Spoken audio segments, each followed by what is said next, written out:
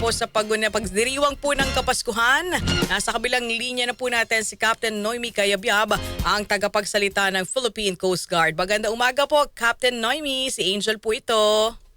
Yes, Ma'am Angel, good morning at maraming salamat po sa oportunidad. Opo, kamusta na po yung ating mga pantalan ngayon, Captain Noemi? Dahil nga po inaasahan natin na uwian na yung ating mga kababayan sa kanilang mga lalawigan. Yes, Ma'am Angel, handang-handa na po ang Philippine Coast Guard starting po tomorrow, December 20 hanggang January 4. Meron po tayong inactivate ng Oplan Biyaheng Ayos, Pasko 2025. So lahat po ng ating mga operating units nationwide po, we will be placing them on heightened alert status at kasama rin po dyan yung paglalagay po natin ng ating mga tauhan sa mga malasakit help desk para po tugunan po ang mga kailangan ng ating mga turista po, yung mga travelers po natin. Tayo rin po ay magde-deploy ng ating mga medical teams sa ating mga malasakit help desk. So in case meron po mga emergency assistance na kakailangan rin po ay madali po nating matutugunan. Pinapaigti na rin po natin yung pagkakandak ng ating vessel safety inspection at sisiguraduhin po natin ang striktong direktiba naman po ng ating komandante, Ma'am Angel, ay wala po tayong ia-allow na ang barko na magkakaroon po ng excess passenger. Kaya ang ating pong paalala sa ating pong mga kababayan ay palagi pong pumunta ng maaga sa ating mga pantalan, bumili po ng maaga ng ticket para maiwasan po yung pagkaantala. And then of course, we will also be anticipating po yung influx ng ating mga turista sa ating mga coastal beaches and island resorts. So maglalagay rin po tayo ng ating mga tauhan, ng mga rescue swimmers and lifeguards. We will also be conducting coastal and food patrol para madali po tayo makapag-responde at makapagbigay po ng assistance sa ating po mga kababayan dyan na uuwi. And of course, ang pinaka-importante po, Ma'am Angel, is yung layered security po natin. So maglalagay rin po tayo ng ating mga Coast Guard K9 dogs sa lahat po ng mga major ports at yan po ay tutulong sa atin sa pagkakandak po ng mga baggage inspection. So we will be ensuring na lahat po ng bagahe at mga bagay na iaakyat po sa lahat ng barko ay dadaan po sa masusing inspection po. Opo, Captain Noemi, ilang po ba mga tauhan at sea assets po ng Philippine Coast Guard ay de-deploy para po tiyakin nga po ang kaligtasan ng mga biyahero? Yes, almost 15,000 personnel po ang ating i-deploy nationwide. Lahat po yan ay sa ating mga operating units. And of course, syempre po kailangan rin po natin ang tulong ng ating mga kababayan po para masigurado po itong safety and security po during the holiday season. Meron po ba tayong heightened alert status ang PCG ngayong holiday season, Captain Noemi? Yes, naka-heightened alert status po tayo, Ma'am Angel, simula po December 20. Yan po ay bukas hanggang January 4 po. Meron na po ba tayong mga ginagawang inspeksyon? Kasi syempre yung mga sasakyang pandagat, yung iba dyan pupunta sa mga tourist destination, gagamitin pong island hopping. So papaano po natin sinisiguro na hindi po ito mag-overload? Yes, una po, yung inspection naman po na ginagawa po natin sa lahat po ng sasakyang pangdagat ay regular po na ginagawa po ng Philippine Coast Guard yan kahit wala pong ganitong holiday season. Parte na po yan ng ating mandato. So ang gagawin lang po natin is magdadagdag lang po tayo ng tauhan and we will be intensifying more yung ating layered security po. At yun naman po, ang pagdating naman po sa mga excess passenger, definitely we will not allow po talaga yan. Kasi for example, Ma'am Angel, sa mga motorboats, yung bilang po ng life jacket ay tugma lang po sa authorized na pasahero na sasakay po sa ating mga sasakyang pandagat. So definitely we will not allow po. That is the strict guidance po from our commandant. At paano kung halimbawa, ma'am, kahit na wala tayong bagyo pero masama po ang lagay ng karagatan, meron po bang mga Coast Guard personnel po doon na nakatutok para sa kasakali wag pong hayaan na maglayag yung mga maliliit na sasakyang pandagat? Una, Ma'am Angel, is chine-check po natin yung weather updates from Pag-asa.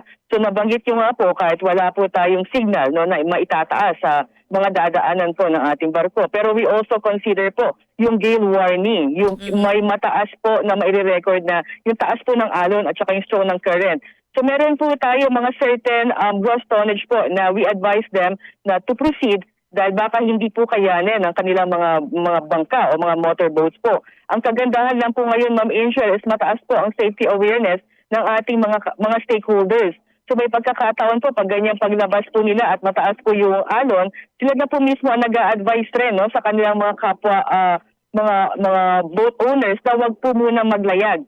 So wala po tayo siguro makikitang problema dahil ang nabanggit ko nga po kanina, yung awareness po pagdating po sa safety ngayon ay napakataas na po kasama po yung ating sinasagawang mga information campaign po sa ating mga coastal communities. Pero so far, Captain Noemi, sa mga oras na ito, wala naman tayong mga nakataas sa ganyang babala at pwede pang maglayag yung mga sasakyang pandagat. Miss Angel, as we speak po, wala po tayo nakikitang weather disturbance. At last year, we were able to record almost 5 million inbound and outbound passengers. So kung wala pong weather disturbance during holiday season, definitely we will be expecting more and we will be catering more passengers po hanggang sa matapos po itong taon. Kung 5 million nung nakalipas na taon, ilan pong porsyento yung inaasahan po nating pagtaas ngayon, Captain Noemi? We will check po, no? Siguro at least 20% kung maganda pa rin po. Kasi yung last year naman po ay halos wala rin po tayo nakitang weather disturbance. So probably maglalaro po tayo sa ganyang figure at kung tataas man po, hindi po ganun ka-significant din. Doon sa mga tauhan nyo, di ma'am, ano po, nakatutok po, naka-duty, walang Christmas break. Miss Angel, kasama na po yan sa aming sinumpaang trabaho na pag ganitong po mga season, no, ay talagang alam na po namin na wala po tayong break po. Dahil pare-pareho tayo, ma'am. Serbisyo muna. Pero ito, mapunta tayo doon sa ating mga hotline. Ayan, sakasakali po, no, yung ating mga kababayan, meron pong gustong itawag na reklamo, emergency. Saan po ba sila pwedeng tumawag? Diyan po sa Coast Guard. Una po, Miss Angel, meron po tayong mga social media accounts po natin. Meron po tayong Facebook, Instagram at saka X. Sa amin naman pong hotline, ito po ay bukas 24/7. Ito po ay 0966-217-9610. Mama, punta tayo dito sa illegal ticketing at saka sa mga colorum ng mga vessels, ano? Meron po ba tayong mga ginagawang hakbang? Meron po ba tayong pakikipag-ugnayan sa Marina, sa PPA? Po kayo, Ma'am Angel, we are in close coordination po with the Philippine Ports Authority and then the Marina. So paiigtingin po natin yung ganitong pag-i-inspect po. Nabanggit ko po kanina, definitely lahat po talaga ng nasa manifesto, yun lang po isasakay po natin. And pagdating naman po, may mga ports po kasi dyan na malaki po ang ikidikator na pasahero. So for example din po yan sa Batangas, no, sa iba't ibang area po ang pinupuntahan ng kanilang mga barko. So meron po tayong relaxation din po ng schedule na para makiter din po natin lahat yung ating mga kababayan po. Nabanggit mo na yung Batangas na yan, Captain Noemi. Maliban dyan, saan pa po yung talagang sentro po ng inyong operasyon ngayong holiday season? Yes, ang nakikita po ng Philippine Coast Guard, no, we are monitoring etong sa North Harbor sa Manila, kasama po yung Batangas, and sa may Eastern Visayas, sa may Matnog Port po, at saka dyan po sa may Zamboanga and Cebu. So yan po yung nakikita natin, minomonitor po natin mga pantalan na pwedeng dagsain po ng ating mga pasahero.